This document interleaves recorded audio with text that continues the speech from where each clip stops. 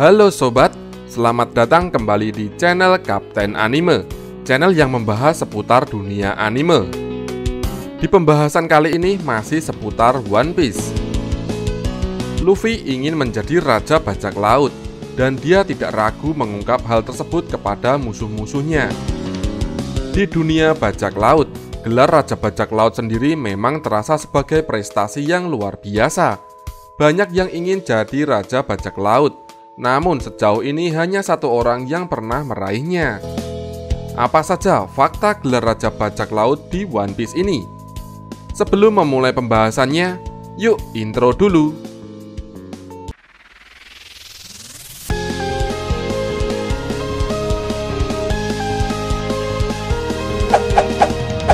Yo, sebelum memulai pembahasan kali ini, jangan lupa untuk subscribe dan nyalakan lonceng notifikasinya. Terima kasih.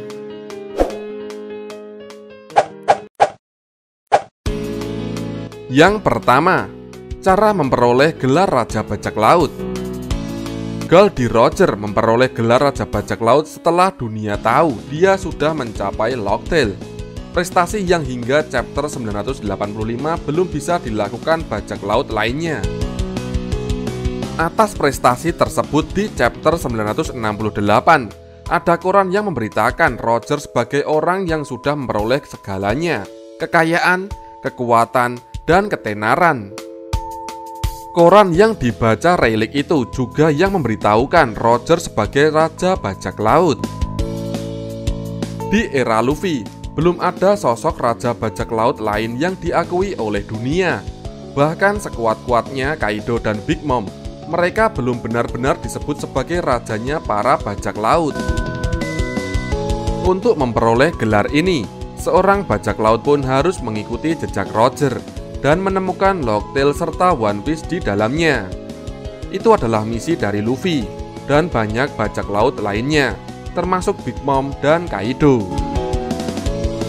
Tak mengherankan, tentunya bila para Yonko pun selama bertahun-tahun tak bisa mencapai Locktail, maka bajak laut yang menemukan One Piece pastinya lebih kuat, lebih cerdik, dan lebih tangguh dari bajak laut lainnya di dunia itu. Yang kedua, Goldie Roger adalah satu-satunya raja bajak laut yang diakui. Seperti yang sudah disebutkan di poin 1, belum ada lagi bajak laut yang diakui sebagai raja bajak laut. Hanya Roger yang memiliki gelar itu dan diakui dunia berkat prestasinya mencapai Locktail. Orang terdekat selain Roger yang bisa menjadi raja bajak laut adalah Whitebird. Pada kilas balik Whitebird dan Roger, bahkan kita melihat Roger menawarkan Whitebird petunjuk ke Locktail. Namun Whitebird menolaknya. Kalau Whitebird menerima, dia sudah jadi raja bajak laut kedua sejak dulu. Yang ketiga, pandangan unik Roger dan Luffy soal gelar raja bajak laut. Menurut Monkey D. Luffy, raja bajak laut adalah orang yang paling bebas di lautan, bukan yang terkuat dan bukan yang terkaya. Ini sebenarnya unik, karena pastinya ada bajak laut yang ingin jadi raja bajak laut, karena posisi itu bisa memungkinkan mereka memperoleh kekayaan, ketenaran, dan kekuatan. Seperti yang dikatakan oleh Goldie Roger. Yang menariknya juga, kalau melihat reaksi Rayleigh saat mendengar pendapat Luffy itu, Roger dulu pun sepertinya berpendapat sama. Wow. Yang keempat, ada karakter yang sudah melepas mimpi mereka jadi raja bajak laut. Kebanyakan bajak laut muda memulai karir mereka dengan harapan menjadi raja bajak laut. Namun ada juga tokoh yang akhirnya melepas mimpi tersebut.